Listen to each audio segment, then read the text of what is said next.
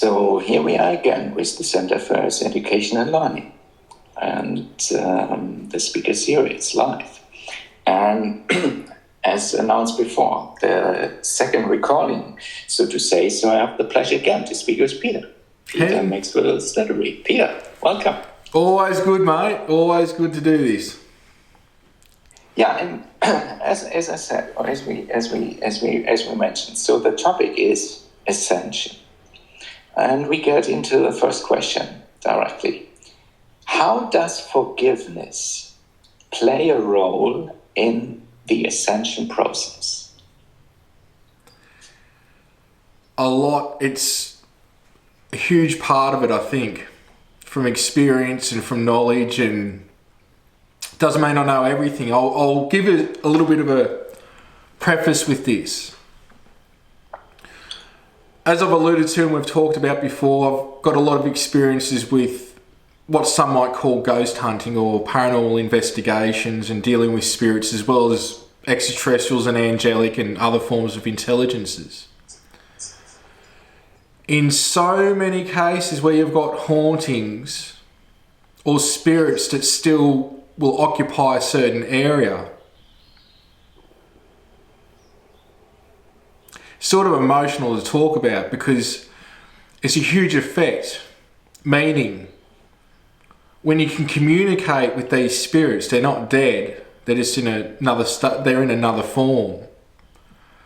They talk a lot about, or what the point is of them being in a certain area, not transitioning, of what they wish they could have done, what they did and they weren't happy about, how they could have lived life better, how they could have loved more.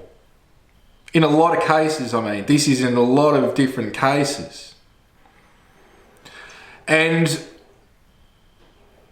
what's holding them in that frequency is an attachment that's illusionary, of wanting to live vicariously through others sometimes. You could say a mild form of possession, though not really, but in a way of influencing environments, not wanting environments to change, which is where hauntings spark up.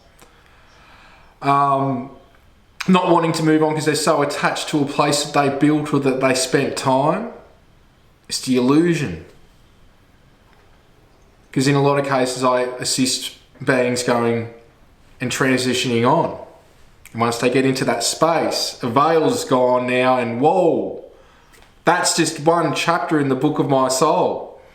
I've done all these other things. I've experienced all these. Whoa, look how big and beautiful the universe is. But because of the feeling, a dense feeling, and in a lot of cases, not one, forgiving others, which for some is extreme, but in some cases not being able to forgive themselves. It's a lower vibratorial state. So forgiving yourself and forgiving others I see is equally important as each other.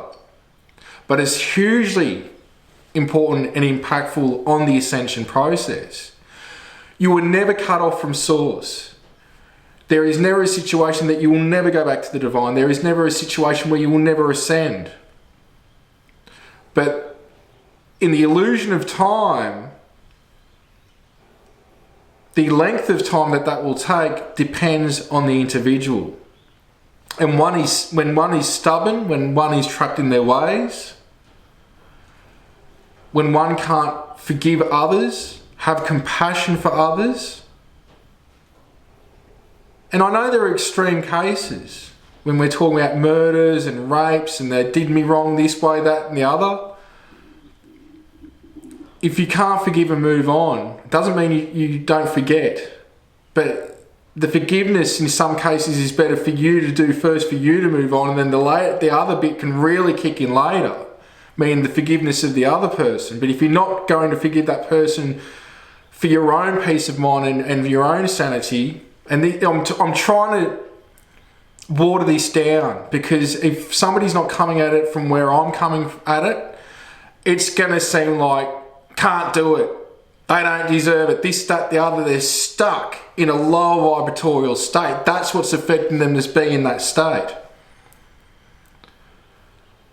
So forgiveness is a huge thing, and I think compassion, non-judgment, doing what you can to put yourself in somebody else's shoes momentarily, though you'll never understand, but their circumstances, what was going through their mind, what was occurring, was it a fight or flight reaction, why did they say it, why did they do it?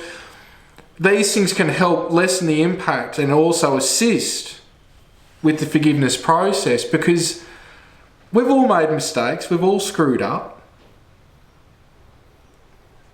Don't let the past dictate who you are now and where you're going. If you're going to repeat those things, it's a projection of where you're going, and it will project into the present moment. There's no growth. But you can change your story at any moment, and that will start with forgiveness in a lot of cases. Not just for somebody else, but also for yourself. So I know there's a bit there, Henning. I don't know if that's answering it in a roundabout way or what have you. I've got no idea, but I think that's just where Spirit wanted that one to go. Yeah, thank you, Peter.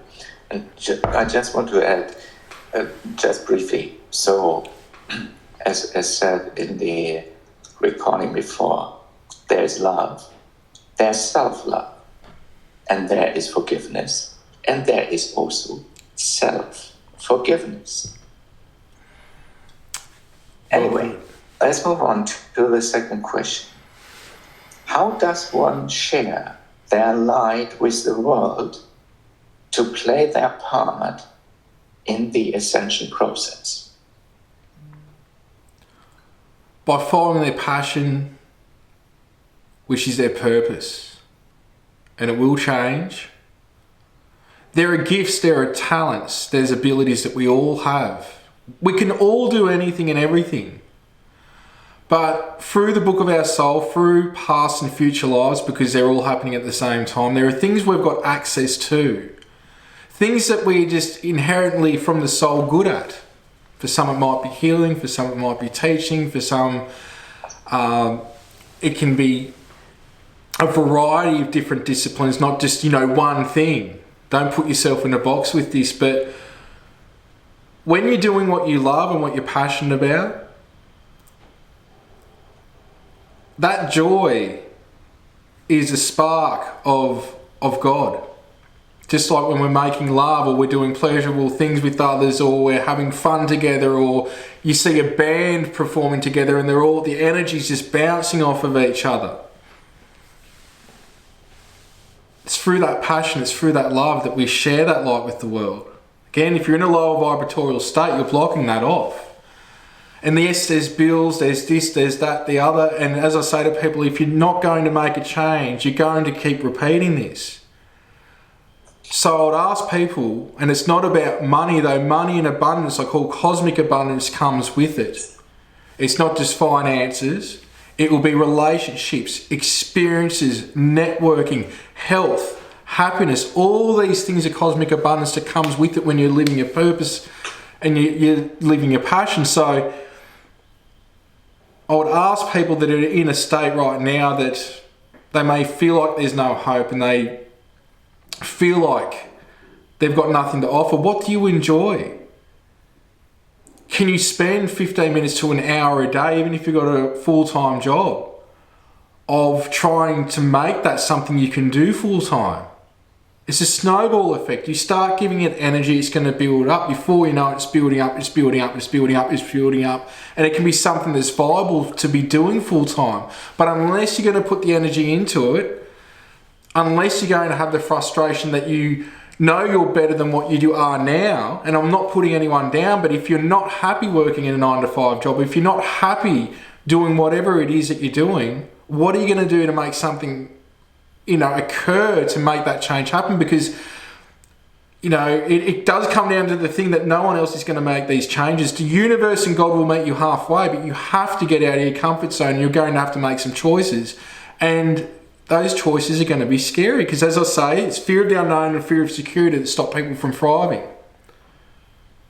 And they're the two things getting back to your question, that will stop people from sharing their light with the world. And that's where sometimes you just got to say stuff it and go all out. What's the worst that's going to happen? You're going to be miserable with where you are already. And that's where once you go through those periods, you find the light, and you find the light was within all along, and you find potential in that. You find strength in that. You find things that you wouldn't find any other way, and it's through those hard times and that uncertainty that you find all these things you got access to, and it was sitting right here all along. Yeah, thank you, Peter. I want to add, I heard a guru from India speaking about what we bring to this world. And maybe it's fitting in well here. One thing could be, one might think, we want to and need to learn about spirituality and these concepts. And in the best case, we can transmit them, teach them, and others will understand them. Mm-hmm. And that guru said, basically, you can try that.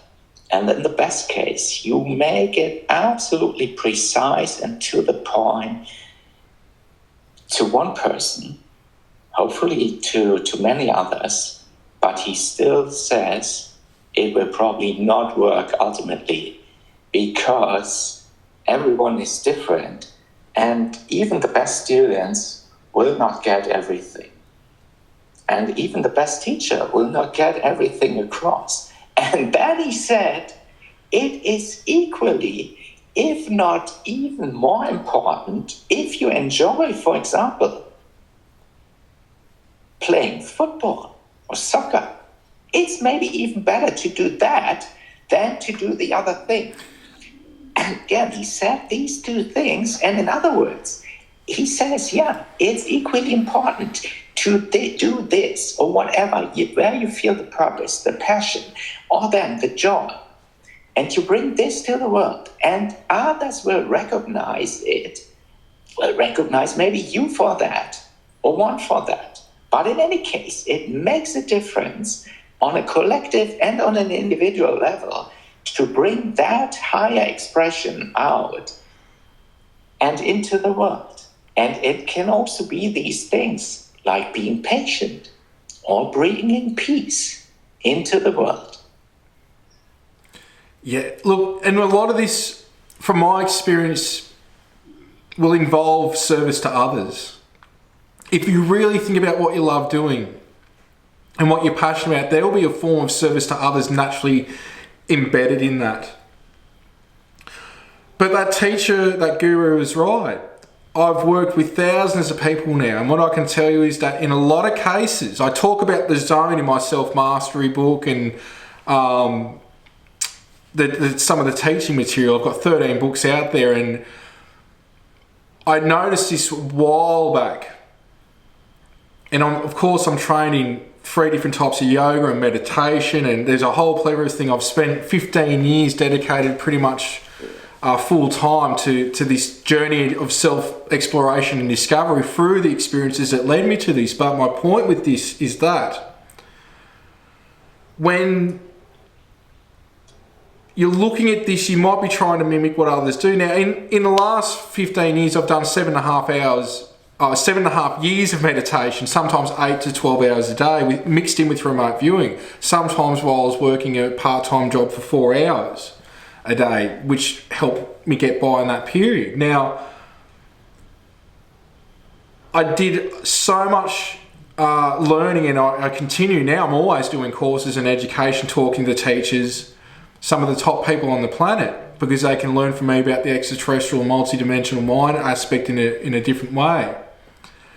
And there's a thing with this that I've found that, and why I've learnt all these different things with NLP and hypnotherapy and Ho'oponopono and all these different things, is because I wanted to learn the tools and the mechanics, because everyone's different.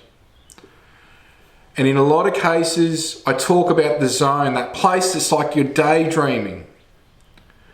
And people go, I can't sit and meditate. I can't do it for 2 minutes. How am I going to do it for 10 days like I've done, where I've done meditation for 10 days straight?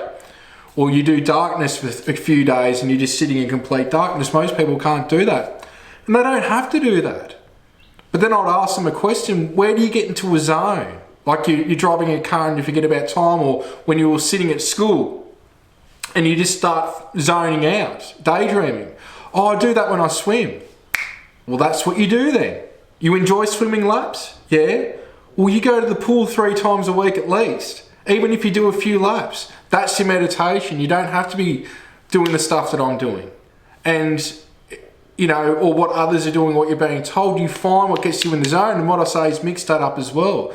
That zone is no mind. That no mind is God's mind. All is sitting in that space. And through that, it can be revitalizing. It can be uplifting. It can be insightful. But that is keeping you at a high vibratorial state, which means you're sharing that light and that joy with the world. So it could be football, you know, it could be anything. As long as it's not, you know, soul depleting where, you know, it's drugs, this, that, the other, or, you know, a lot of the times, in most cases, that's people doing things like that to get away from the pain and heal and move on. They're trying to deal with life. It prevents them from making the changes to make a change in your life. This is where you've got to have that, excuse language again, that positive pissed off moment. That I'm going to grab life by the balls and I'm going to do something about this. And what can you do? Assess what you can do and own your part in this. But the most simplistic things can be the most joyful things. You know, the old saying, what's the old saying? It's something in words to the effect of the best things in life are free. 100%. We've just got to reconnect with that and acknowledge that. Oh yeah, absolutely. And let's get to this question. Why is the human experience on Earth so relevant for Ascension? Because it's bipolar. That's a joke. It's very dense. When we're happy, we're happy. When we're negative, we're negative. There is the illusion of separation in this embedded in it. And my understanding with the contacts that I've had is the vessel that we're experiencing this reality through is a conglomerate of many, many different extraterrestrials. And we're like a super being in the 3D realm that doesn't realise its full potential. And there is in some part of this, it's not ours to own, it's negative influences, but it's raising our frequency above those influences that we find that full potential. When we love, we love. When we hate, we hate. Humans are such strong, powerful beings, and because of that, it comes back to the simplistic, basic thing of where your attention goes, energy flows, as the saying goes. And because of the illusion of separation, because of the intensity and the amplification of our energies and our thoughts in the physical realm, which as above, so below, we think of something through thought, all of a sudden we start to attract these things in the physical realm that are in line with what that thought was, whether positive or negative. If self-mastery is used in this experience, this is the school of all schools, that we have even got capabilities of what the angelics do, which is basically what we are. And Elohim in some ways a form of angelic intelligence, which we all are. And this is why some of these intelligences are trying to glean stuff of us, not from just a physical way, but a light blueprint level, to incorporate back with them, because the touch, the hug, the smell, the taste, the love that you can feel in this way is not quite like anywhere else. When I'm taken to the celestial kingdoms, the angelic kingdoms, and the geometric light realms, and I merge with Source, that love is incomprehensible to even explain. But this is a different love. This is an expression of God's mind. The love in this experience and part of that ascension process is knowledge for Source itself. We are all pinpoints of awareness within God's body that go out within it to experience and glean knowledge and ascend back to that state. And because of that, there's many situations set up for that soul evolutionary process. And the human experience, again, because of what we perceive as limitations and separation, if you can get through that soul growth, for that pinpoint of awareness, that cell of God's body, you can ascend from this state, you can do anything. And that's where, like, the new school, the new lessons that are going to happen beyond the human experience and the ascension process are incomprehensible at this time. Like I say to people, the ETs are still, if they're ET, they're trying to ascend. They haven't ascended fully yet. They're in a higher state of consciousness. They can be in whatever D that you want, 6D, 7D. They're still wanting to get to that next level. And then you've got beings that are masters, that have gotten, we could say, in the peripheral of the angelic kingdom and source, that they decide to be of service to others and masters and help others as spirit guide, this, that and the other. And I can go a lot deeper than that as well, but my point with all that is that this is all about soul evolution, and because of what we're perceiving on earth with the denseness and the limitations, if you can get through that, you find that spark of the divine within you, and that rises you above anything and all else. But like I say, the first thing I do every morning is I ask God, Source Creator, how can I be a vehicle for you to work through and assist others? And I accept the blessings and abundance that comes with it.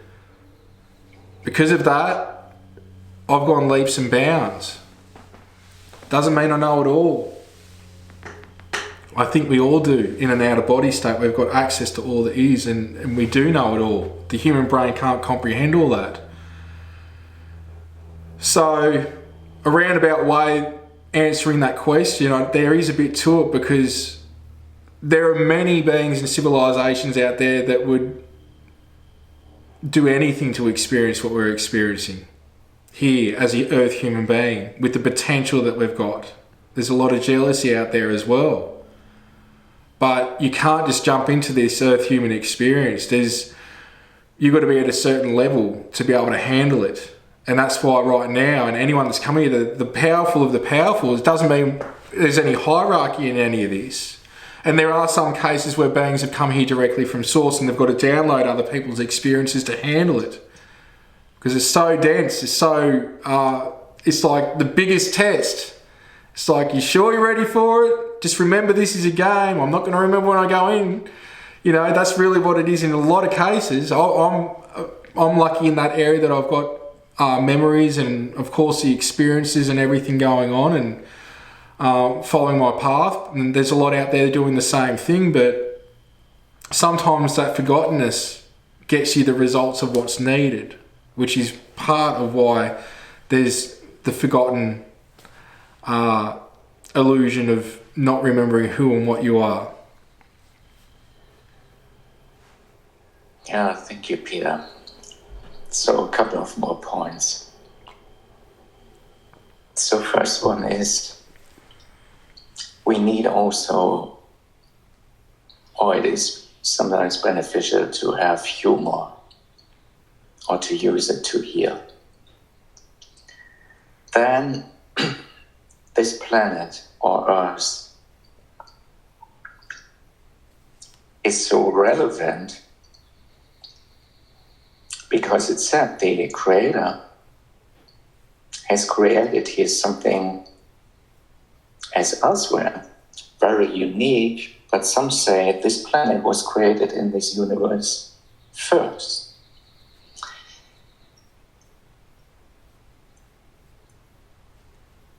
Some say the human being, as you also said, Peter, we have, or those who incarnated here, the humans now here, have some potential. Some say even we can say it's potency. In any case, say, all right, said the human being has the ability to co-create.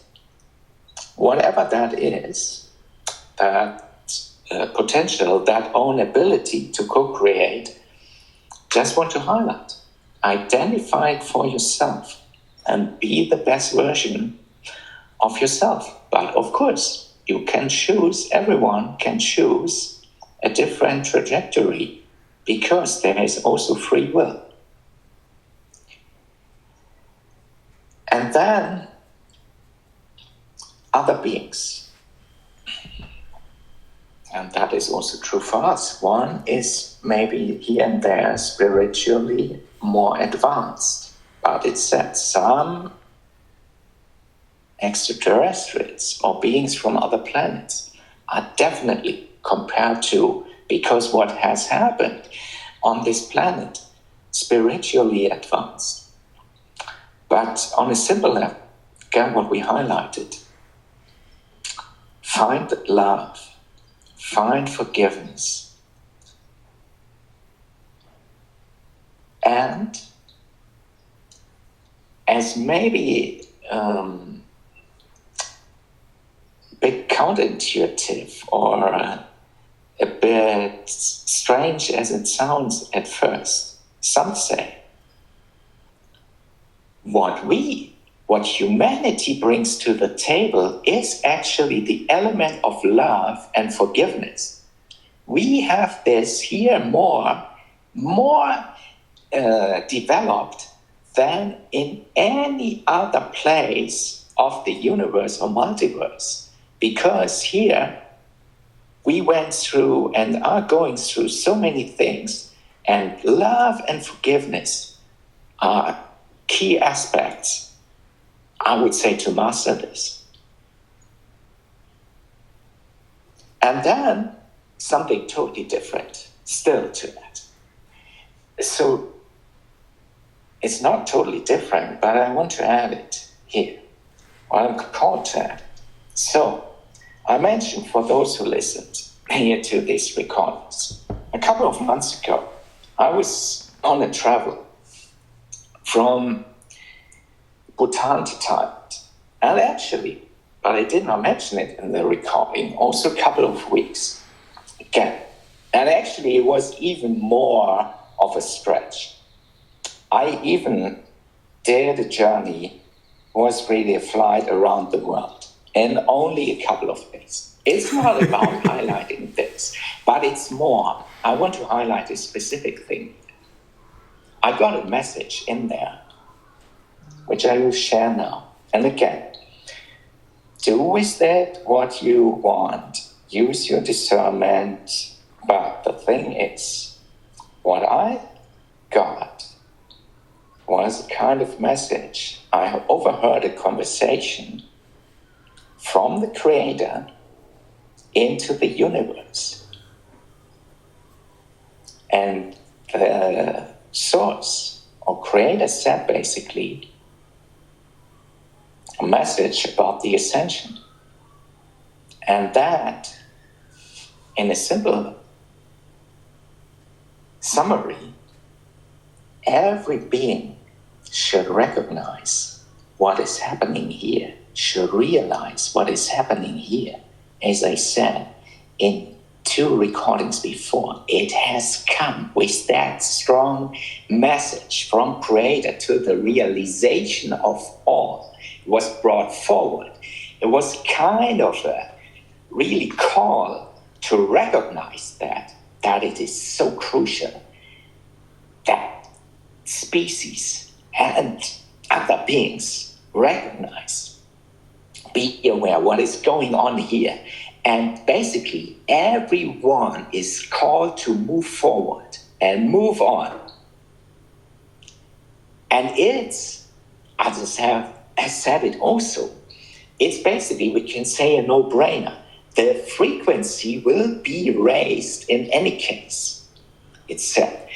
The frequencies will be amplified in any case. It can be done, of course, up and down. And some are still ongoing with things in let's say, a certain direction. But the Creator has basically chosen to go what we can best describe as on an upside.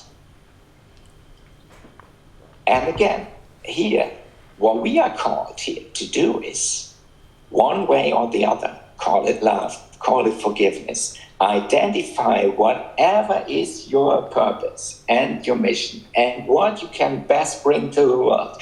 Call it that, self-mastery, but ultimately also recognize there is mystery out there, and hopefully it all plays out well, because one way or the other, it will all be brought together. Source or Creator has, in any case, that potency and that potential and that power. And maybe one more thought.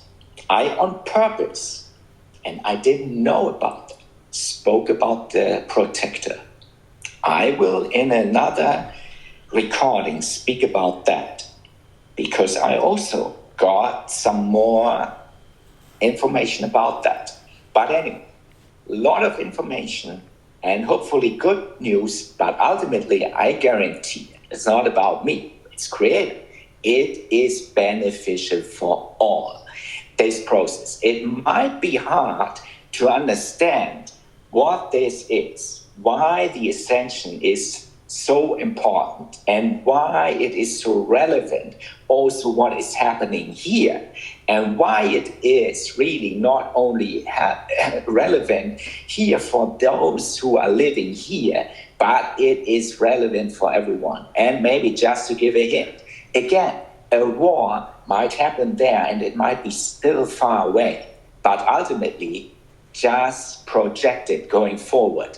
If that expands, it is no good for no one, and any kind of these things which are not good must be stopped, and it is turned around. It must be turned around, but it will ultimately, in any case, be turned around with the whole power of creation and Creator, Him, herself, however we call that.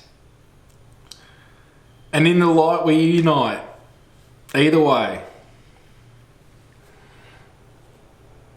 Yeah.